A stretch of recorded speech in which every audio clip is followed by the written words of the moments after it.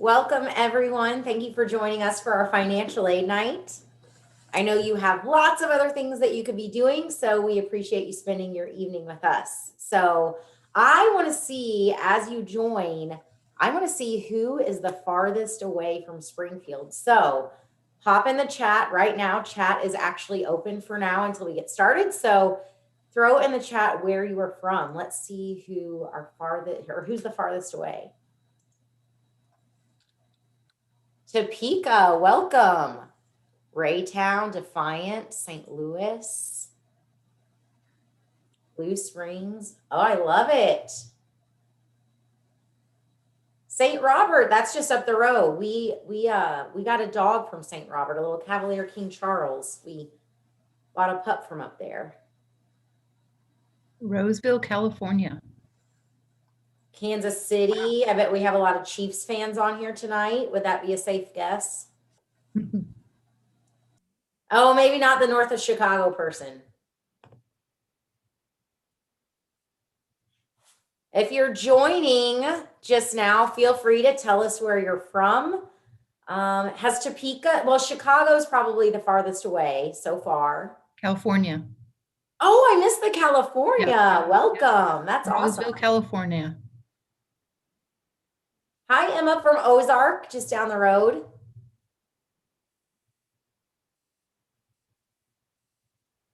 So now I wonder, how many of you had snow days last week? I should probably start seeing lots of yeses come in. 2 weeks off. Wow. What are snow days? That's what Catherine said. She must have been the Chicago person, I bet. Or California.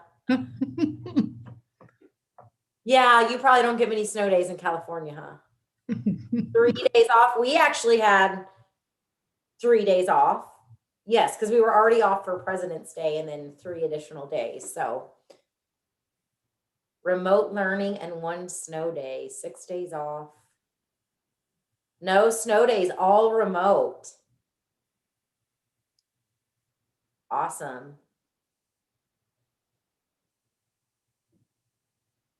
Are you guys getting used to the remote learning? How are you feeling about it on a scale of 1 to 10? 1 being like, get me back in the classroom. 10 being like, I kind of like this. I could get used to it. Okay. 10 out of 10. Oh, all over. Very extreme. So you either love it or hate it. Okay.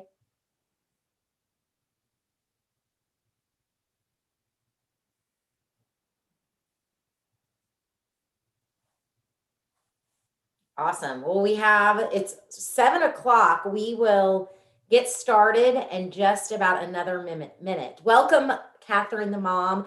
I think the nature of the subject tonight, I think we're going to have a lot of parents on here. So you are welcome along with the students because this, financial aid and figuring out how you're going to make the investment of college is a lot of times a family decision. And it's something that everybody has a stake in and needs to know about. So.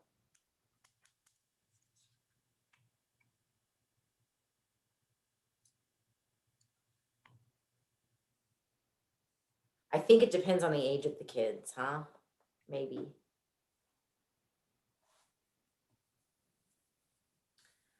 Awesome. Well, hey, it's 7 o'clock. And we know that you guys have lots of other things that you can be doing, and we don't want to keep you too long. So we're going to go ahead and stay on time. And we are recording this. So if anybody joins late, they will get it later, or you'll actually receive the recording. So maybe you're watching and your parents couldn't, or you're a parent and your student couldn't join you tonight. You'll get the recording later, and you can definitely refer back to that with any questions. So Rob, if you could go ahead and throw up the PowerPoint, I'll kind of get us kicked off. I'll start just by saying my name is, okay, thank you so much. My name is Teresa Haney. I am the Director of Admissions at Missouri State. And again, thank you guys so much for joining us tonight.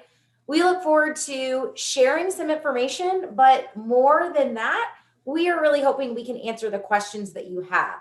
At this time of the cycle, when you're going through the college search and preparing for fall, you are probably starting to have a little bit more detailed questions. So we want to be able to not just give you information, but also answer those questions that you have. So tonight, joining us is myself, Teresa. You'll also see Heather King. She is the director of scholarships at the university. And then Rob Moore, who will be, he's in the hot seat most of the night. He's going to be doing most of the presenting for us. He is our director of financial aid. And then you're also going to see Kirsty here and there, and she'll be very active in the Q&A. So if you have questions, Kirsty will be responding to a lot of those. She is one of our admission counselors, and she works in Central and Northern Missouri. So some of you may have already heard from Kirsty or seen her or that sort of thing. So that's who is joining us tonight. I want to go over a few housekeeping things before we get started, just to let you know how this goes. When you all entered tonight, you had access to the chat, so I could ask you some questions, get some feedback, see where you're from. The chat is going to be closed now, and what we'd like you to do is use that Q&A feature that's down in the middle of your screen. Some of those questions will be able to be answered live, but if there's quick questions that we can just answer in the chat, Kirsty, Heather, and myself will be getting to some of those throughout the presentation. But just know that if we don't answer your question right away, we're not ignoring you. That's a question it might be very common, and we're going to address either throughout the presentation or later on during the Q&A session. As I mentioned, this is being recorded on YouTube. You will be getting a recording afterwards. And just so you know, the Q&A, it is public. So whenever you enter a question, everybody else in the session will be able to see it. So if you do have specific questions, we are more than happy to follow up with you tomorrow or early next week. If there's maybe a specific question that you don't want to put details out in the public, just put your name and your number or your name and an email address in that Q&A, and then we'll know that we need to follow up with you one-on-one over the next several days. So just wanted to make sure you knew about that for privacy's sake on your end. I think we're going to get started with a poll. Kirsty, if you could launch that for me, that'd be great. We want to know a little bit more about you. So we want to know who is joining us tonight. Are you the student? You're the parent, maybe another family member or guardian or other. Maybe there are some counselors on here that are just kind of tuning in to get some information. Wondering where you are in your college search. Are you going to be here with us in Springfield in the fall? We sure hope so, but we obviously understand if you're still deciding as well. So you can let us know that. And then wondering if you have completed the FAFSA already and if you have sent it to us at MSU. So we're going to give you about 30 seconds to complete that poll, and then we will share the results with everyone.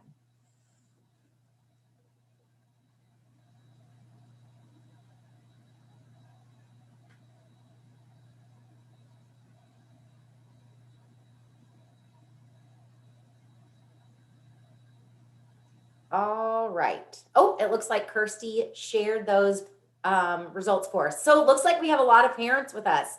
Awesome. This is going to be very important information for you. I'm glad that you chose to join us to learn this as you're helping your student through this process. A lot of you plan to attend Missouri State. Awesome. So that 71% of you, we are so excited. The rest of you, we hope you get information that helps you make a decision. Whether you're a bear in the fall or not, we sure hope that you are. But if you decide that it's not the right fit, we certainly understand that too. And it looks like most of you have sent us the FAFSA. So awesome. I'm sure part of the presentation, Rob will be going over how to make sure we get that. So at this point, I'm going to turn it on over to Rob, and he is going to get us started. All right. Thank you, Teresa. I appreciate it. Can I get a thumbs up that you can hear me just to make sure I'm not talking for a long time? Okay. Here we go. So here's our timeline for tonight, or agenda, I should say. We're going to cover a lot of things, but I do want to reserve a healthy time for a Q&A session because I know you all have a lot of questions that you want answered. And so we're here to answer those for you. As Teresa mentioned, Heather King, our Director of Scholarships, will be available to answer anything scholarship you might have. And then through all of us present, hopefully we can answer any other questions you might throw our way. But we will cover a quick financial aid timeline. So we're kind of in the middle of the process now so that you can get an update of what's going on, where things are, what you can anticipate over the next few months to come. Then we'll talk about the financial aid offers, give you an update on the status, an overview of what you will see when it's mailed to you. We'll quickly go through the aid acceptance process, and then finally the to-do list of what you need to make sure you're doing between now and school starting, and then again, that Q&A session for you. I will note with the timeline, the aid offer updates, and the aid acceptance process, that's covered pretty well in 2 previous webinars that were conducted over the past several weeks. So I would refer you to those recordings on YouTube for more detailed information. I'll definitely cover that topic, but I'm not going to go into the same level of depth that was previously covered, just so that we can reserve some more time for the Q&As. But to begin, so the financial aid timeline, as you can see here, we are at February 25th today. So we have passed that February 1st priority deadline. That's the deadline that we ask students and families to have the FAFSA submitted to us so that we can start getting funds put on, start to determine your eligibility, and get some of that processing done with enough time that we can be certain that we're going to get the aid on your award letter in time for the fall semester to begin. It also coincides with the state priority deadline for financial aid eligibility. But I want to point out to anyone who has not yet submitted the FAFSA that that's not the end-all be-all date. So it's very important that if you've not already done so, to still submit your FAFSA and just do it as quickly as you can so that we can receive that information and put together an aid package for you. But don't feel disheartened that you're missing out on everything if you haven't submitted it by February 1st. There's still plenty of financial aid available, and we just want to make sure we get it packaged for you as quickly as we can.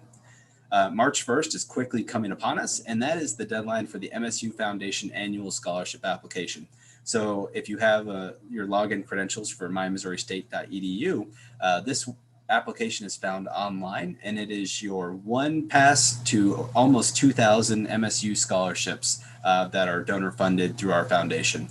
So not all scholarships freshmen or new college students will qualify for, but there are still some scholarships available that I would encourage you to fill out that application and do so every year you're in school.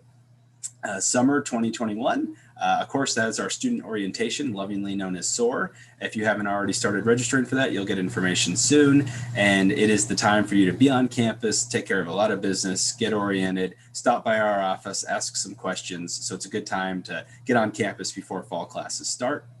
August 1st is kind of that soft point where we want to have all that financial aid business taken care of for you. So we want any loans you may be taking out accepted. We want to have entrance counseling, master promissory notes completed, private loans applied for. So we really want to have your whole package wrapped up, if possible, by August 1st. Again, that's a very soft target date. So if we go past that, it's no big deal. But that just gives us and you peace of mind that your financial aid is squared away for the fall semester to begin. August 5th, fall statements will be emailed to students. So you will have registered for classes and you'll have your housing assignments. So that will be the opportunity where financial services will send you the first statement of what you will expect to see on your student account balance. You can also log into your My Missouri State account to see the ongoing account balance as classes are added, residence hall contracts are signed. You can see all of those charges going on to the student account. So in real time, you can keep up with what might be owed to Missouri State. And then August 30th, financial aid isn't expected to disperse. One important thing to point out with this timeline is financial aid always disperses the second week of the semester. And so nothing bad ever happens to a student before financial aid disperses. So students will not be kicked out of classes. They won't be kicked out of the residence halls. Financial aid always disperses the second week of classes. So just keep that in mind. If you get to that Friday and you still haven't seen your Pell Grant or your loans dispersed to your account, that's just because we're waiting for that first week to get in the books, and then we'll start dispersing funds. Nothing happens on a student's account in terms of finance charges or encumbrances or anything like that until the 10th business day of the following month. So September 10th is when we would start seeing some holds or things like that put on accounts if non-payments are made. And we can cover the payment plan later on in the presentation. But that's just to give you a rough idea of what we're looking at for the financial aid timeline. So what is an aid offer? So an aid offer is how we present financial aid eligibility to students and their families. So it's important to point out that it is an aid offer and it's no longer an award letter. And the name change is important, not just for semantics, but because it implies a couple of things. And first of all, when we called it an award letter years ago, the implication with awards is that it's money that you're getting with no strings attached. And that's far from the case for some students because of loans or federal work study and other self-help types aid. So calling it an aid offer as opposed to an award letter better describes the types of financial aid funds that a student would find on the package.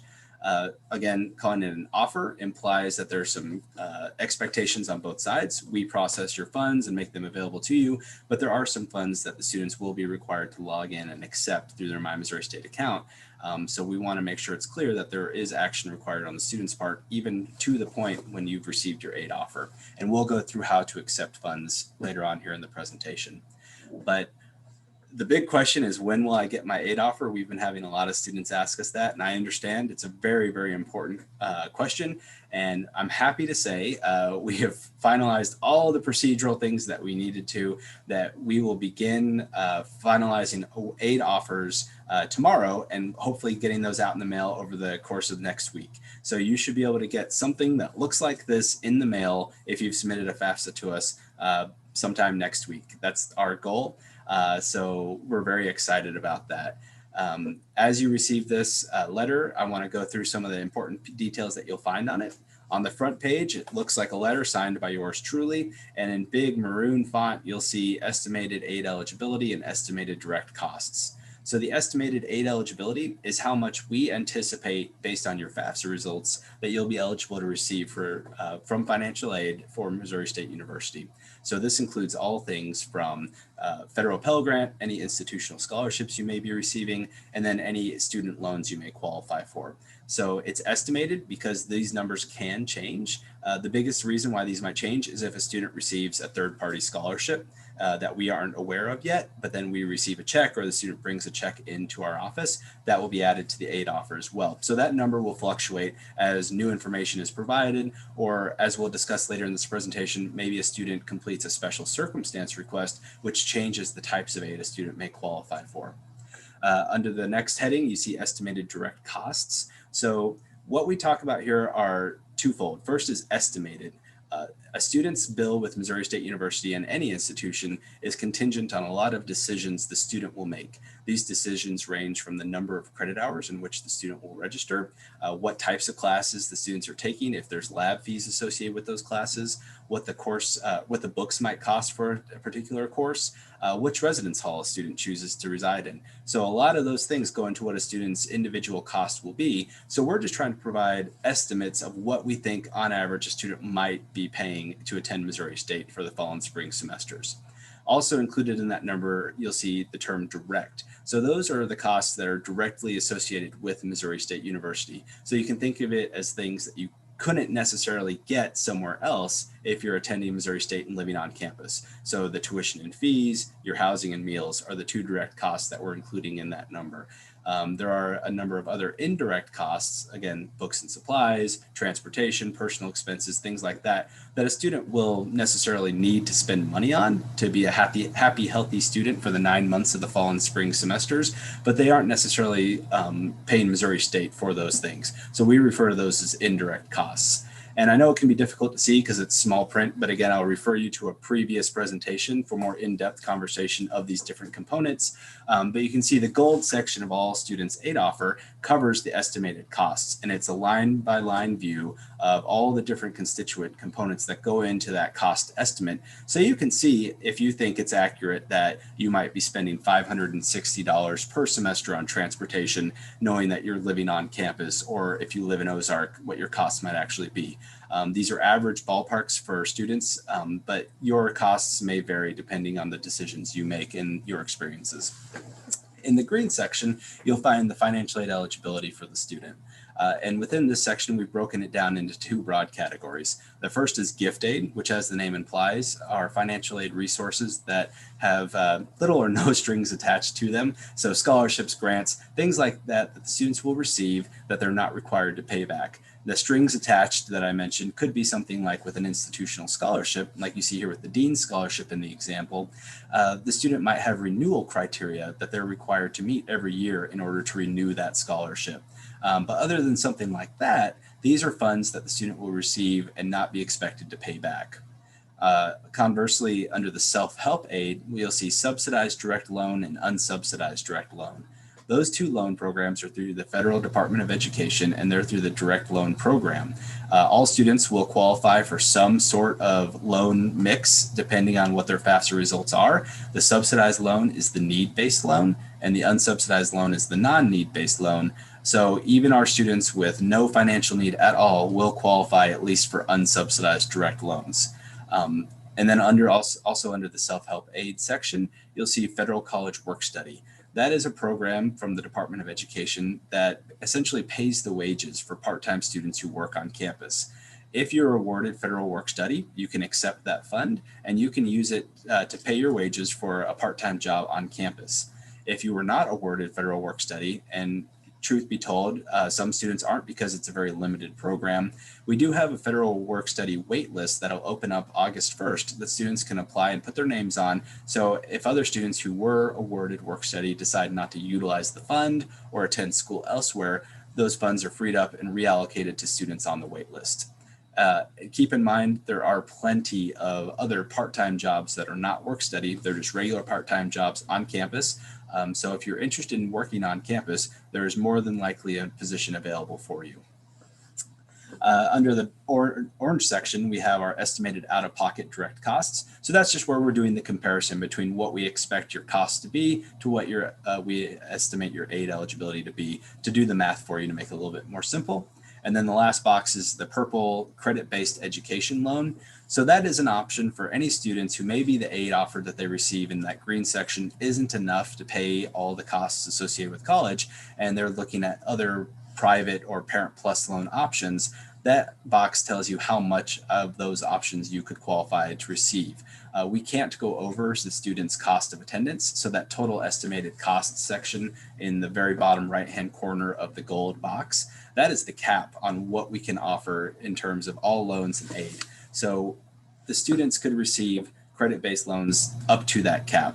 And so if they request more than that, we'll let the family know. We can't certify the $10,000 you've requested, but this we could certify the loan for $3,200. But this is a quick overview of what you should be receiving in the mail within the next several days. And then if you have questions that with this, there will be a corresponding financial aid offer guide that kind of gives another breakdown of the aid programs that you might see on there, next steps and calls to action of what you will want to do next after receiving your aid offer. So for the 21-22 academic year, so the year beginning with fall of 2021, these are the costs that we expect an average student to incur here attending Missouri State University. So again, breaking it down into those direct and indirect costs. Tuition to the average course load, we're looking at 14 credit hours per semester. For a Missouri resident, for the academic year, so that's the fall and spring semester, we're looking at about $8,294 for the tuition and fees. And then for housing and meals, so that's your residence hall charges, we're looking again for fall and spring about $9,436. Now, some students choose to live off campus if they qualify for that exemption. And so, of course, that housing and meal plan would be closer to zero for those students. But there are requirements that a student must meet to qualify to live off campus. And that information can be found on the Residence Life website. Out-of-state students, we have that tuition listed as well. You'll notice that the housing and meal plan doesn't change for our out-of-state students, so it's just the tuition differential. But many of our out-of-state students do qualify for an out-of-state fee waiver if they're receiving an institutional scholarship or just a fee waiver in and of itself. And then for indirect costs, you'll see we have books and supplies as well as parking pass for students living on the residence halls. Those are other costs that they're likely to incur. So on this breakdown, we've excluded things like the transportation, miscellaneous personal expenses. It's important when you're looking at the overall cost of college to realize that we have both those direct and indirect costs. So a significant portion of the costs that are outlined on the aid offer are things that the student will incur regardless of whether or not they're attending an institution for the fall and spring semesters. Things like personal hygiene products, transportation, clothing. So those are things that the students will have to purchase regardless of if they're attending an institution, but we build that in because the cost of attendance that we provide is an overall snapshot of what it costs to be a happy, healthy student for the 9 months of the fall and spring semesters. So in terms of the financial aid that you'll see on the aid offer, you can break it up into two broad categories. And so we have those as red and kind of a bluish color here. And so that is the not free financial aid. So the financial aid that you either have to earn with work study or pay back with student loans. And then we have the free, which includes grants, scholarships, other programs like that. So you can kind of see as it's oriented, we have institutional scholarships, and those could be under the foundation. So those MSU annual foundation scholarship application funds that I mentioned before, automatic scholarships. So those would be scholarships that if based on your high school credentials and possibly ACT or SAT scores you qualify for, you would automatically receive those institutional scholarships. And then of course we have competitive scholarships. Then under the federal free money, we have the federal Pell Grant. That is by far the largest grant program in which we participate. Teach Grant, any VA benefits a student may qualify for. So if a student or parent qualify for GI Bill, that will apply towards the cost of college as well. Vocational rehabilitation, and then of course the SEOG grant. Under state, we have the Bright Flight Scholarship and the Access Missouri Grant. And then the last section would be any external scholarships a student may be bringing in with them. So we'll talk about continuing to apply for those scholarships throughout the spring semester, but that would be anything that you get either through organizations, Rotary Club, Elks Lodge, FFA, things like that, or competitive scholarships that you just found online and applied for and you earned those.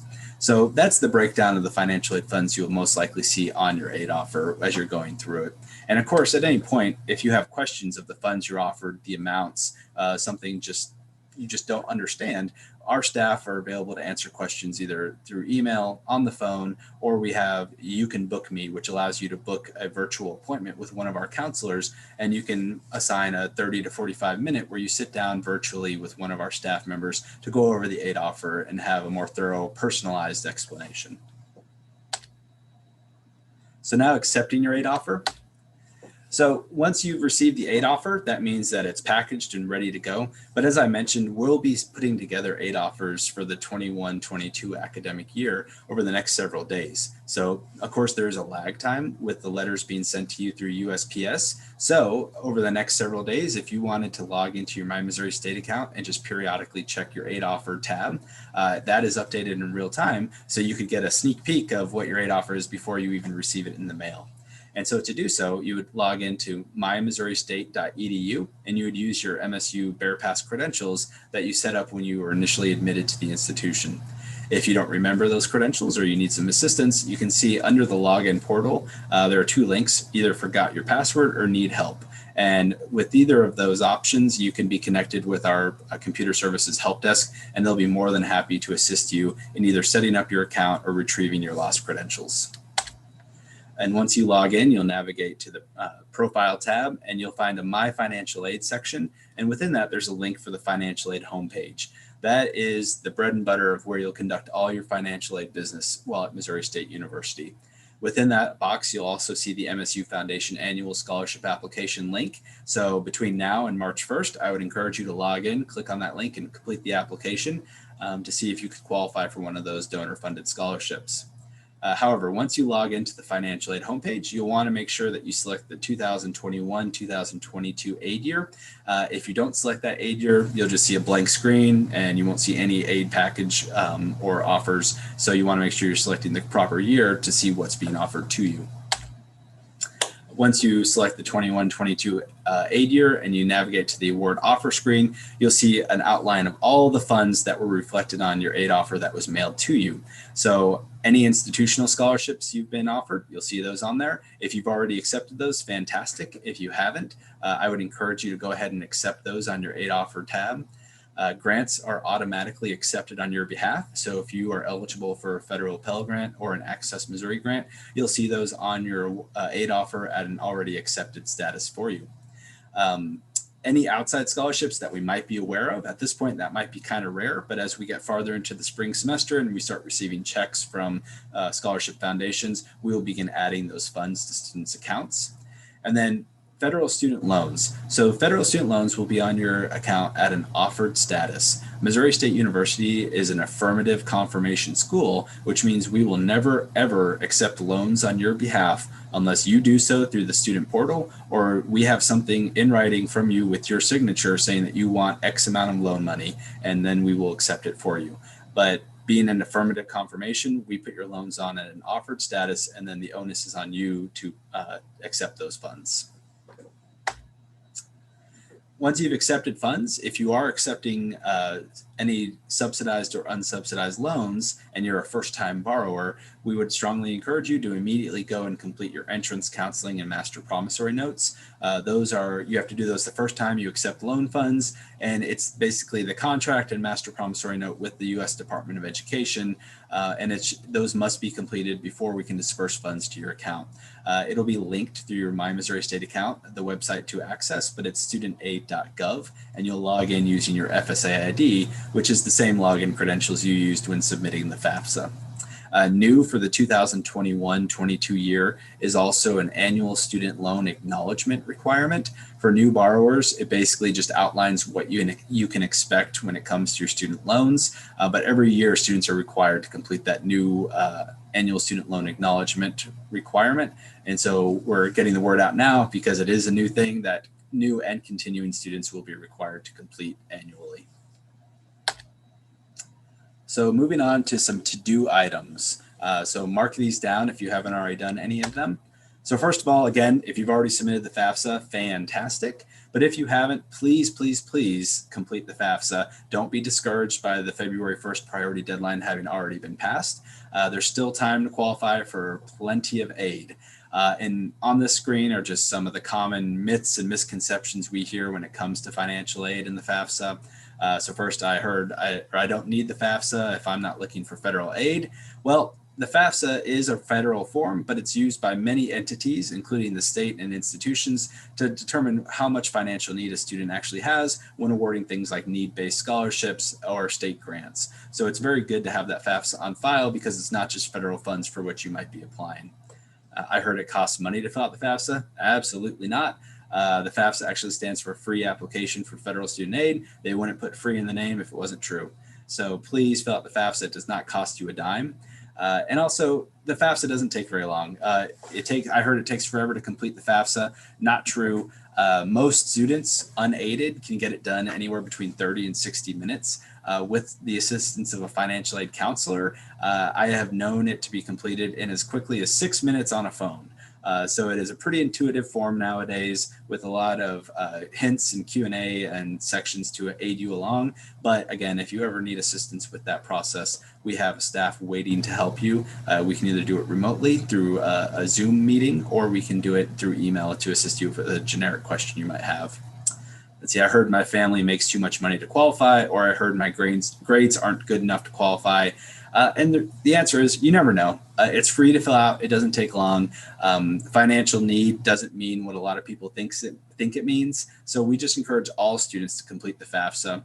And if that in and of itself isn't enough to motivate you to complete the FAFSA, over the past 2 years, we have found with the COVID-19 relief funds that have been provided by the U.S. Department of Education, having a FAFSA on file was an important part of being eligible for those emergency relief funds. So I wouldn't say that in and of itself is the perfect reason to complete the FAFSA, but as a strong proponent of complete the FAFSA, you never know what's coming down the road. It's always good to have it squared away just in case for a rainy day. We're always happy to help you complete the FAFSA, so there's really no excuse to not complete the form.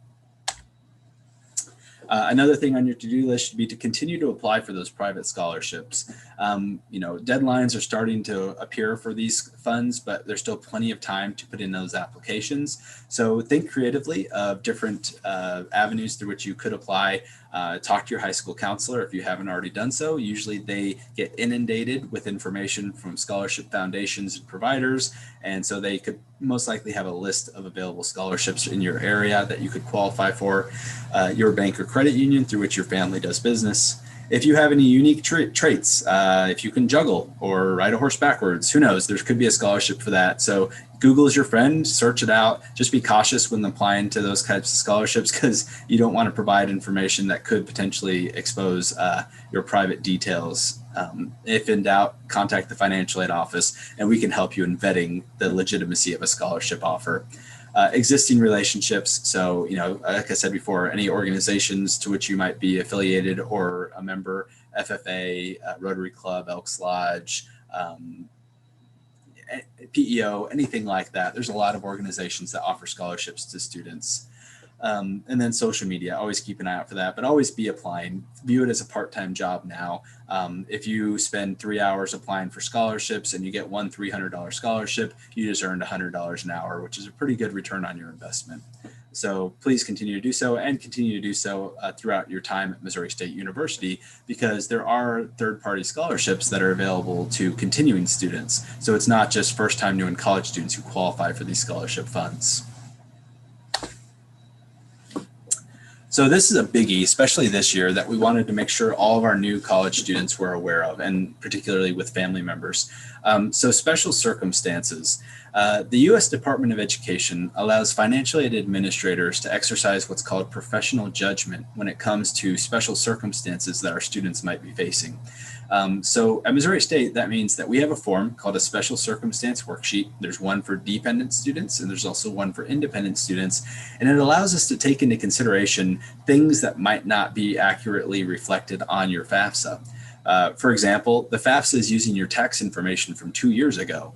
For many people, that's a very accurate representation of their family's finances. However, in this current climate, and for other people just in regular years, 2 years ago isn't always the most financial or accurate financial picture. So one of the things we can do with a special circumstance is we can take into consideration any losses or changes of employment or income. So adjustments can be made for significant, and I didn't underline it, but I almost did, because we can't do it for a couple $100 here or there. But if you had significant changes to your income that aren't reflected on your FAFSA, we can make those changes for you through the special circumstance process. We understand with COVID-19, there have been a lot of financial disruptions to members of the MSU family. And so we can definitely take that into consideration and help your family in that regard. Another thing, and again, these are the top 4 of 10 options that can be done for special circumstances. So there's more than just these, but changes in family structure. So whether, maybe parents are separated or divorced, but that isn't reflected on the FAFSA, maybe unfortunately a parent passed, we can update the FAFSA to reflect that change in the household composition, because household composition is a major influencer in a student's financial aid eligibility. Medical or dental expenses. So we can account for medical expenses that exceed 11% of the AGI and that weren't reimbursed by insurance. So on the special circumstance worksheet, we would just collect some medical documentation. We'll work with the family to let you know what we need, but we can make that adjustment to help the student qualify for more need-based aid. And then expenses paid for school. This can be either a sibling who might be attending a private or parochial school, or if a parent is attending college and paying either with loans or out of their own pocket, we can actually help offset the cost of that parent going back to school. So there are some expenses that we can help with the special circumstance worksheet as well. This is one of those things that can oftentimes get buried in the financial aid process. Families have difficulty finding out all the things they might qualify for. So we felt it was important to underscore that the special circumstance process is available to all students. And so if you do feel like you would qualify under any of these or the other 6 options on the form, we encourage you to look at the form. It won't be available for 21-22 until about April 1st of this year. However, you can look at the current form to get an idea of what's on there, and you can start to collect any documentation. So as soon as the next year's form is available, you can go ahead and submit it and we can get that processed for you. The reason for the delay is that we need to make sure that we've allowed enough lead-in time into the calendar year to make sure that, if a family member was unemployed, they haven't gained employment at the end of March. But with that lag time, we will get it processed as quickly as we can for the family. But please consider a special circumstance if you feel like any of these criteria would apply to you or your family. All right, so with that, I think it's time for the second poll.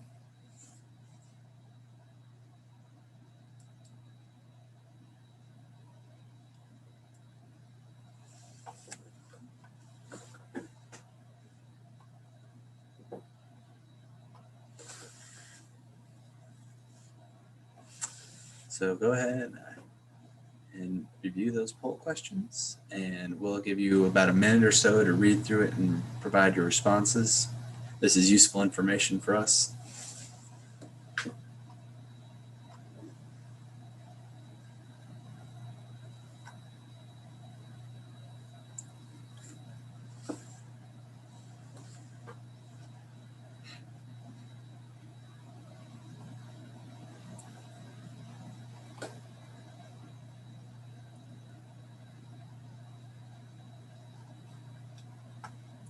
I'm not as engaging or charming of a host as Teresa. I apologize for the dead air. Oops. There we go. Here we go. We have the poll results.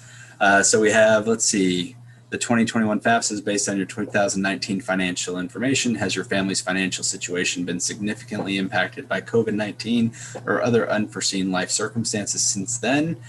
So 3/4 of the audience say no, but a good percentage said yes or choose not to answer. So good. I'm glad we covered that special circumstance information for you. If you do think it applies, again, the financial aid website, you can find the form, get more details about the special circumstance process, or again, you're always welcome to contact our office and we can help guide you through that. Financial aid next steps are completed on your My Missouri State portal. Have you accessed your My Missouri State yet? Or yes, let's see, 56% said yes. So for those of you who have not, or you're not certain, you might try logging in this weekend. It'd be a good time to see if you have an aid offer out there waiting for you. You can, again, beat it in the mail and see it a little bit early. And if you have troubles, it'd be a good time to get in touch with our computer services folks so they can help you with that. And then have you completed or do you plan to complete the MSU Foundation Scholarship application on My Missouri State by March 1st? All right, a rousing 72% said yes. For those of you who do not plan to complete the form, that's your decision. All right, so now we're moving on. Contact us. So here are some good contact information for both the admissions office, who can help you again with getting oriented, getting in contact with various offices across Missouri State campus, and then the financial aid office. So we have our phone number there. You're more than welcome to call in, get in touch with our staff. You can email questions to us. And then again, putting out the offer that if any of you would like to arrange an appointment with one of our staff members here in financial aid, we do have the ability to schedule virtual appointments via Zoom to where you can have an allocated 30 to 45 minutes with a financial aid counselor, to where we can go through your financial aid offer, answer questions you have in a much more personal and intimate and private setting, so that you can feel much more prepared even before coming on campus for SOAR. So that is something that we're more than happy to offer to help ease that transition for you. So now the point that I'm looking forward to is the Q&A section. So I'm going to stop my screen share and we can turn on our panelist videos. There I am. There's Heather King, our Director of Scholarships, and Teresa Haney, our Director of Admissions. All right. Thank you, Rob, for all of that great information. As a reminder, everyone, please put any and all questions that you have in the Q&A. If for any reason we aren't able to answer these questions by the time we're done tonight, we will get a transcript of all of these and we will make sure to follow up with you, but send us anything that you're curious about. As some of these questions come in, we had a few going on during the presentation that I'll just have Rob address just so everyone can hear that one more time. But Rob, with the special circumstances form, can you remind everyone when they can start filling that out and where they're going to find that form? Sure. Great question. So the form for the 2021-22 academic year, again, there's a little bit of a lag time because we want to make sure that nothing changes between January and when the form is available, because it has to be a substantial change that we'd be making to the FAFSA for the families, on the family's behalf. So around April 1st, it's always moving a little bit depending on weekends and things like that. But around April 1st is when the form for next academic year will be available on our website.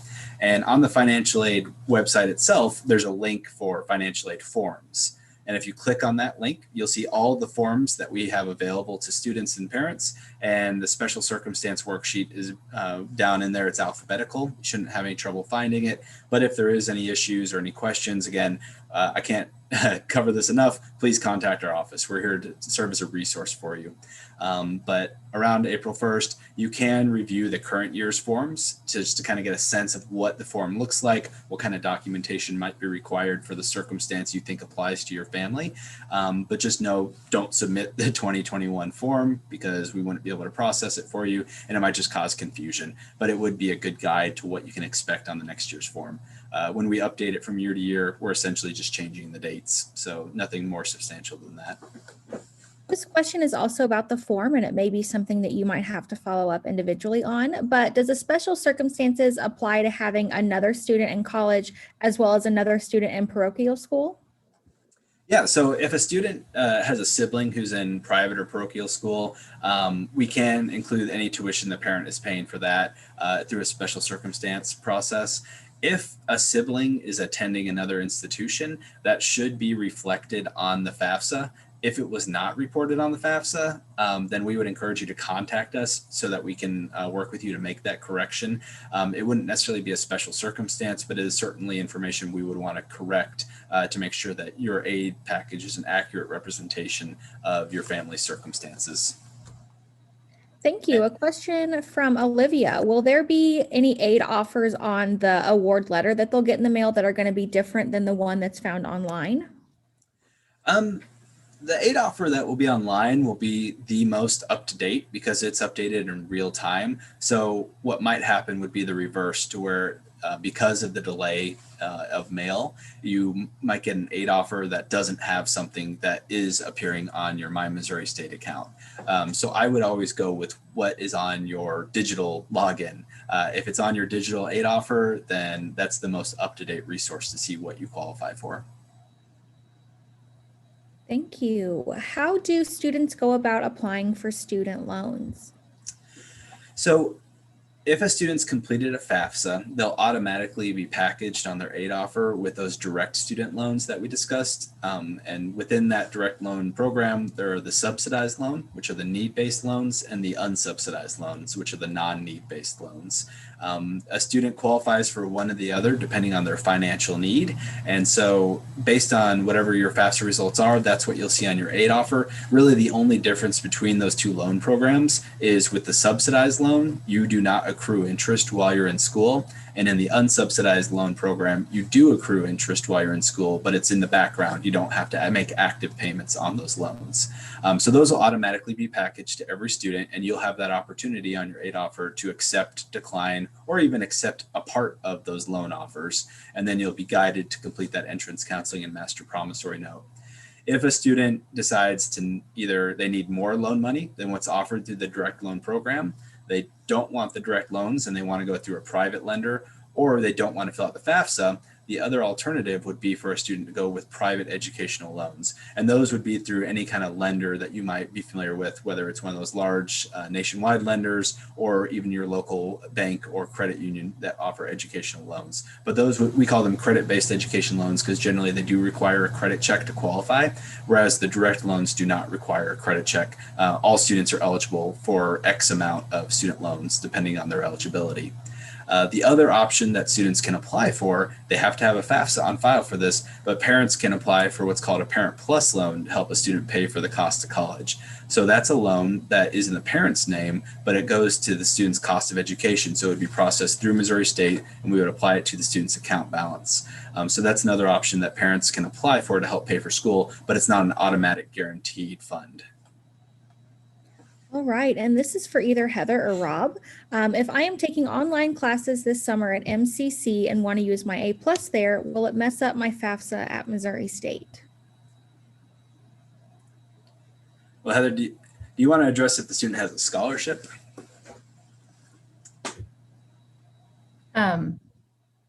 What was the question again, Kirsty? Can you repeat it? Sorry, I didn't know it was about a scholarship.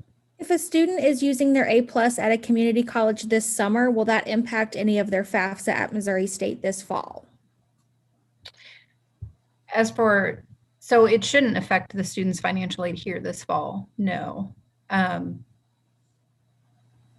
No, it won't. It won't. And if the student was awarded a scholarship through us, that's okay as well. That's fine if a student attends the community college in the summer and uses A+. It's really more about the community college and the state's guidelines about using the A+ for just the summer. I think the state, there's something, again, since we're not allowed to use the A+ program, I don't know the full guidelines behind that, but I think technically A+ can't be used at the summer if the student then plans to attend a 4-year institution, but that would be more of a question for the community college. Here, though, you're fine either way if you attend a community college this summer.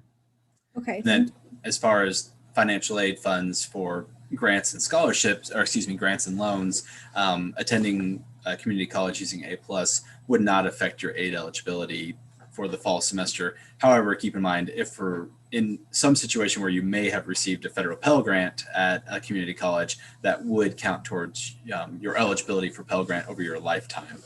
So you want to make those decisions and make sure it's in your best interest to not exhaust fund eligibility for like a 3-credit-hour class over the summer.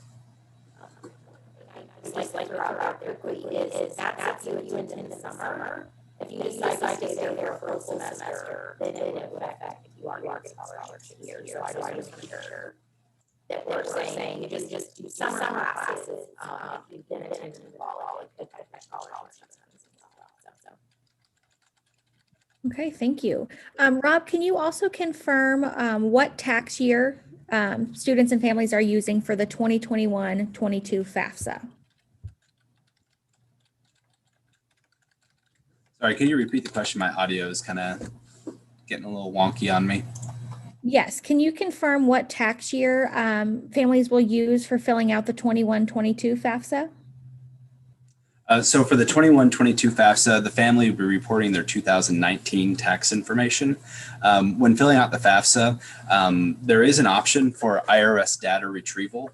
We strongly encourage all FAFSA filers to use the data retrieval tool. It automatically links your FAFSA with the IRS database and pre-populates all the required fields on your FAFSA on your behalf. So you're not required to hunt and peck through your 1040 to find the appropriate information. So that really helps with, misreporting or over or under reporting on certain fields. So if you can do it, please do so, but you'll be using your 2019 taxes. If a student was selected for FAFSA verification, will they be receiving an aid offer in this round? And what would that estimated timeline be for them? Fantastic question. I'm glad it's asked. So yeah, all of our students will be receiving an aid offer regardless of it, whether or not they were selected for verification. The biggest difference is you will see on the aid offer that you receive, it's going to list out the documents that we still need in order to complete the verification. So verification worksheet, any tax forms, things like that. And it'll just, make sure it's heavily caveated that these are all pending the completion of the verification, because verification can affect the FAFSA information. It could potentially change a student's eligibility if we need to change the family's AGI or something like that. So we want to make it very clear that at the time that the aid offer is put together, that's the best information we had, and it is contingent on changes that the FAFSA or the verification may entail. But when a student is selected for verification, they will get an aid offer. And then once the verification is complete, the student will be mailed another final aid offer. That's a cleaner version that, makes adjustments for any changes that might have occurred because of the verification. So you can keep your eyes open for that. You'll get 2 pretty letters from us instead of just 1. Okay, this question has come up a couple times. So in general, if a student's aid offer isn't enough to cover their full cost of attendance, what would you recommend them doing as far as securing the additional funds? Right. So, first and foremost, I would say, continue to apply for those private scholarships, keep filling out every scholarship application you can. But when doing that calculus, you need to look at all the other loan options that might be available. So exploring your options. I encourage you to meet with one of the financial aid counselors, because we can walk through what loan options might be better for you depending on your FAFSA results. Some students might be better served by a Parent Plus loan. Some students might be better served by a private education loan. Some might be better served through the MoFhelp loan. So there's so many options out there, and they can be so personalized that sometimes it is really beneficial to sit down with a financial aid counselor and have that more detailed, personalized experience, rather than me just say, apply for the Parent Plus loan. That's the easy option, but very rarely is the easy option the correct one. But there are private loan options available for students. running the risk of sounding like my grandpa, there's always part-time employment on campus as well that helps many students pay for a portion of that uncovered gap as well. And then there's, if a student has savings, we will provide with SOAR kind of a cost calculator that you can input all the aid that you're eligible for, as well as your costs, and you can very accurately determine what that gap might be. So after using that calculator, again, we'll provide that at SOAR. That might help you inform whether or not that's something that could be covered with savings or a part-time job or the payment plan that's made available through Missouri State, so that you can choose the option that's best for you.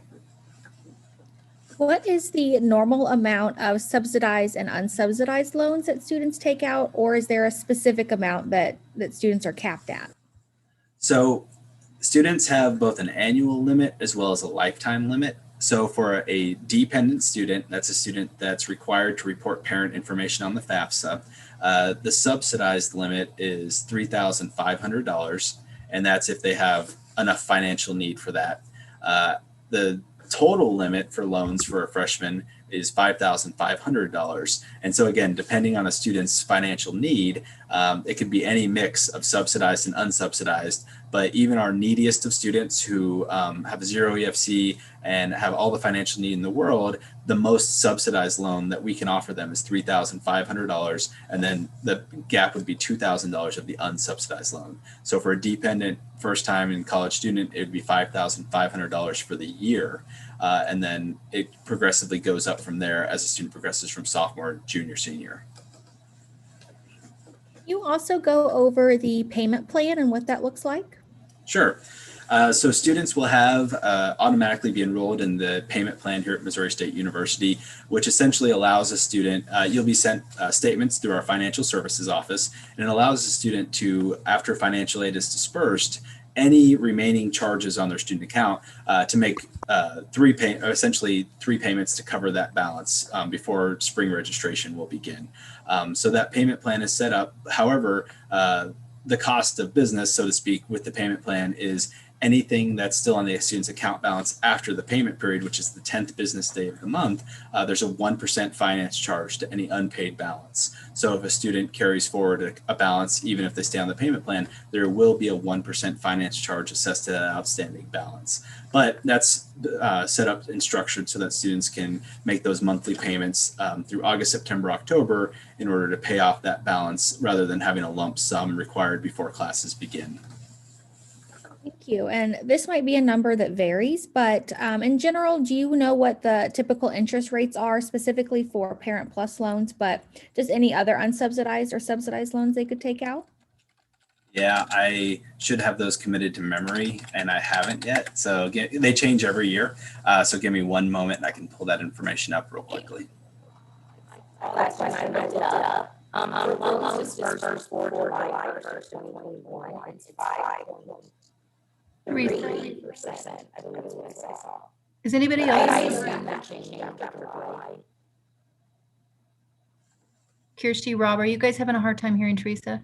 Yeah, I think, Teresa, I think you're having some audio difficulties. It's almost like an echo chamber.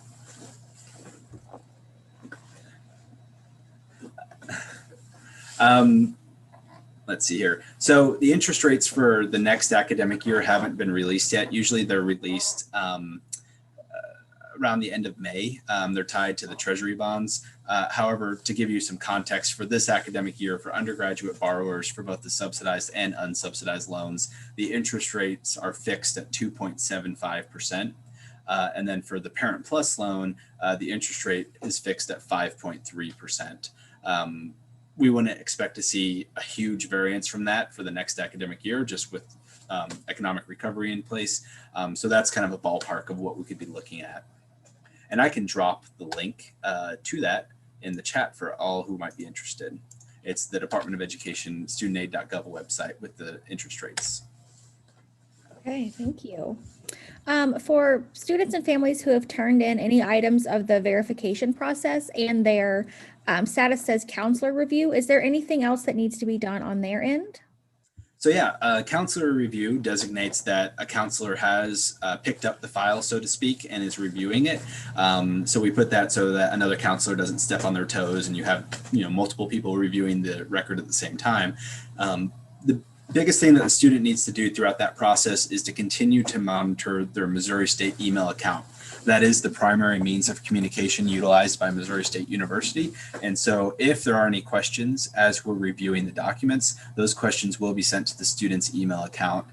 For FERPA considerations, we can't really send questions to the parent's email unless it's solely a parent question. So keep that in mind, that student needs to be monitoring that email that they've set up with Missouri State. While I'm on the topic, it might be of interest for families that are under verification or just in general. On that forms page that I discussed before with the special circumstance forms, there is an information release form that a student can complete that allows us to speak to parents on the student's account. It's also colloquially known as a FERPA release form, and it allows us to speak on a student's account to parents.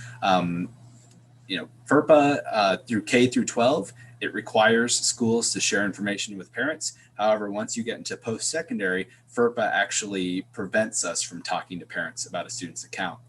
So students can provide that waiver that allows us to speak to parents, but unless we have that on file, we would be unable to speak to a parent about a student's account if the student's not present. For students who are using veteran benefits, if they have questions about that, would they contact your office, or is there a better contact first? There is a much better contact, Veteran Student Services, under the impeccable leadership of Raylene Ziegler. They will process all veterans benefits, and they can answer all questions. They're located in Meyer Library, but they also have a website with contact information that can be reached through the Missouri State main page. Thank you. Is there any sort of limit on how many scholarships a student can apply for and receive? Let me take that one. Sure. You can apply for any scholarships that you are eligible for. And then from there, it just depends on the scholarship or scholarships that you're selected for, whether they can be combined. So for example, our main scholarship program, those are institutionally funded. And you'll see on the website where it says that, some can and cannot be combined. Most of them cannot be combined, but you can continue, if you meet the qualifications to be considered for one, we'll always give you the higher of the two if you're eligible for the higher value. Even if we've initially awarded you the lower value, we'll upgrade your scholarship and cancel the other one. And then for outside scholarships, the majority of those scholarships can come in and be combined with our scholarships. Really, the only time they can't, which is pretty rare, is if that organization has some policies or guidelines that would keep the scholarship from applying. And then our foundation scholarships that we have, which is that MSU annual scholarship application, any of those scholarships can be combined with our main scholarship program. And can you also talk about what is awarded with the A+ scholarship? Sure. So the A+ scholarship, the A+ program is through the state of Missouri. So those funds through the state can only be used at the community college. They can't be used here. So we have an A+ recognition scholarship, which is $500 per year. There's an application on our main scholarship webpage for it. Do keep in mind, though, that is one of the scholarships that cannot be combined. So if you've already received a scholarship through us, you wouldn't be eligible for consideration. If you currently do not have a scholarship with us and you're in the A+ program, you can apply for it. And if we award it to you and you take the April ACT, for example, and now you're eligible for one of our higher valued scholarships, that's where we would go in and cancel the A+ scholarship and award you the new scholarship. Okay, thank you. Some other questions about the foundation scholarship that I can clarify.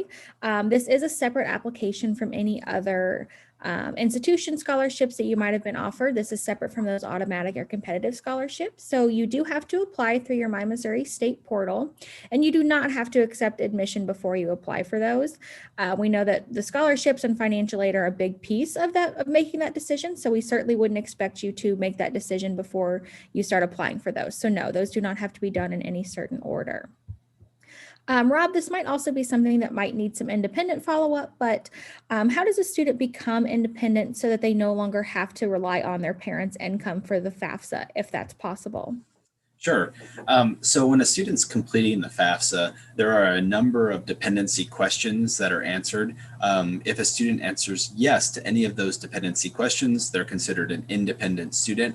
However, if no across the board is the response, then the student would be considered dependent and required to provide parent information.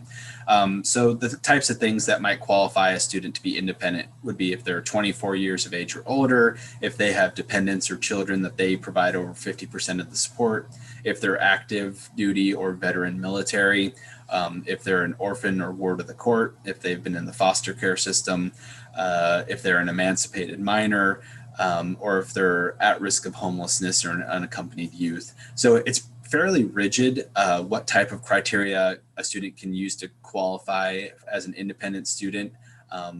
We are always more than willing to set up an appointment with the student to discuss dependency questions.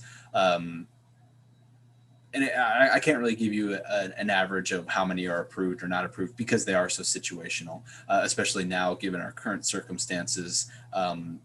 Students might be at risk of homelessness, or there might be an increase in the number of students at risk. So I would encourage you, if you think any of those criteria might apply to you, to reach out to us and arrange an appointment. Any appointments and anything that we discuss is completely confidential. It's covered not only by FERPA, but the Higher Education Act has a privacy clause as well as the Privacy Act. So all conversations had with the financial aid counselor are considered private, and we will not disclose that information unless the student wishes us to do so. Heather, we have a student asking about what the minimum ACT is to qualify for a scholarship. Can you mention what that is for our automatics, but also talk about our GPA only scholarships? Sure. So for our automatic scholarships, a 24 composite and even a super score now. This year is the first year we've used a super score of 24 or higher. And we've extended the last acceptable test date till April. So you still have a chance to take it this April as well. If it's for an out-of-state fee waiver, you can also take tests through the summer up until the school starts this fall for consideration of an out-of-state fee waiver. And then just recently, maybe a month ago, we went ahead and we have 3 different scholarships now for students who were unable to take the ACT test, or really actually it's just a GPA only scholarship. So even if that 24 or higher isn't met, we're now looking for those new 3-tiered scholarships, which is on the website. We're looking at a 3.7 or higher after the 6th, 7th, or 8th semester. And so if you have a 3.65 right now and your final transcript comes in and you have a 3.7, we would award you that GPA only scholarship. And is there a deadline for accepting the out-of-state tuition waiver? For all of our scholarships, we encourage the date of May 1. Mainly that's just to help us get an idea of expenditures, but ultimately, somebody may become eligible in July, and that's okay. We would offer it at that time. And even for somebody who has an offer right now, somebody will call me and say, hey, we need a little bit more time. Is that okay? That's fine. We won't ever take it away from you. So if you're not able to get in until May 15th because you're still trying to make decisions, that's okay as well. And can you confirm that those GPA scholarships are not stackable with other scholarships? The GPA only scholarships, they are stackable. We have a competitive scholarship that we're in the process. We'll have interviews next Saturday. So if any of you are interviewing for that, that's our Hutchins SGA Centennial Leader Scholarship. It can be combined with that scholarship. Yeah. And let me just double check. They're so new. Let me make sure I'm not missing something.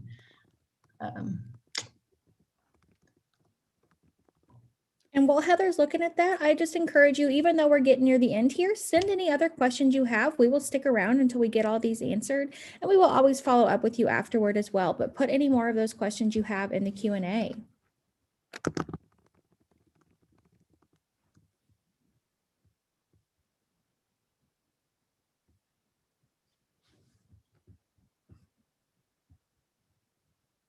I'm seeing some questions in here as well about applying for those GPA and automatic scholarships. Those are both given automatically. So when you apply, send a transcript, send a test score, whatever it is that they require, we'll look to see that you are eligible for that. And if so, you'll be notified. You do not have to apply for those. And ultimately, you get the choice of which you would like to take. Hopefully, you're looking for the one that's the higher award offer. But yes, you can accept whichever scholarship you would like. And going back to I knew there was another scholarship, the Missouri State Advantage Scholarship can also be combined with the new GPA only scholarships. And then also, just going back to that question, this really wasn't the question, but I do want to point out sometimes, well, not sometimes, often, I just had an email today from a student. They know, they can see that they meet the qualifications, but they haven't been offered the award. And so they'll reach out to me. And the example today, the student, we didn't have one of his test scores. And so he actually had a composite and a super score. He had two different, and each one, the composite coming from that new score that we haven't received, in addition to the super score of all of his tests, we're making him eligible for two different scholarships. We'll go with the higher one, but he was thinking it was on file. So it could just be that we don't have something on file.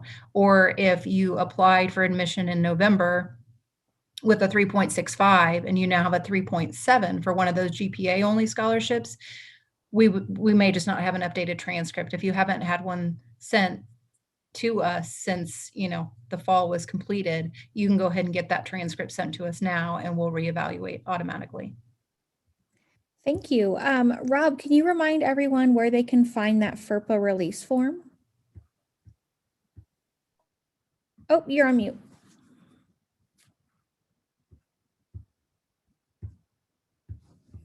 Sorry about that. I was trying to be fancy and type out an answer to a question. So on the financial aid website, missouristate.edu/financial aid, on the left-hand navigation bar, there is a link that reads financial aid forms. And if you click on that link and navigate to the appropriate aid year, so right now there's a 2020, 2021 forms and a 21, 22 forms. If you click on whichever aid year applies, so 21, 22 for this case, all the forms that we provide are in alphabetical order. And for the form in question, we would just want to look for the FERPA release of information authorization form. And it will take the student to their BearPass login because it is an online form, and the student can just complete it electronically, and we receive it as a PDF and we'll apply it to the student's account. Okay, we had a question about visits that I answered in the Q&A, but I just want to also say it out loud. We would love for you all to come down for a visit anytime. We are doing outdoor tours. They happen Monday through Saturday, and there's several tour times each day. So it's still an outdoor tour that features an admission presentation, as well as a look at our campus and some of our buildings like our student union, recreation center, and places like that. So yes, we would certainly encourage you to come for a visit. Rob, if they make an appointment with a financial aid counselor, will those all be virtual, or are you all offering anything in person? So for the remainder of the spring semester, they will all be virtual. However, beginning with SOAR, we will be going back to in-person appointments. So we will be getting back to that kind of sense of normalcy within our office and having those face-to-face meetings. But through the spring semester, we're going to maintain those Zoom appointments. Thank you. Heather, you might be able to provide some insight on this. When students are applying for scholarships, what do you recommend if they don't know their exact graduation date? Can they just give an estimate typically? Oh, sure. You can say, May 1st, May 15th, 2021, if it's, the spring. Thank you. Mm-hmm. All right, well, it looks like we've gotten to the end of our questions here. So I'm going to throw it back over to Teresa. Hopefully her audio will be good. If not, we will figure something out. Can you hear me better? I think what it was, while Rob was presenting, my little dog was scratching at the door to get in, during these COVID times and working from home. And so I had to open the door. My office door was open. So I think that's what was causing some of the feedback. So I apologize for that. Again, thank you guys so much for attending. We know you have a lot on your plate right now. There's probably a lot of anxieties that, some that you would have had regardless of whether or not COVID was here. Just sending a student and helping them through this process is a lot to take on. And so we're glad that you spent some time with us, and hopefully we helped answer some questions. As I mentioned earlier, we are going to be sending you the recording after this, so be looking out for that. And if there's anything that we didn't get to, or if there's maybe something you need further clarification on, please feel free to email us. You can just email admissions@missouristate.edu or financialaid@missouristate.edu, and we will be happy to get back with you as quick as we can and make sure you get your questions answered. So again, thank you so much, and we appreciate your time this evening, and go Bears.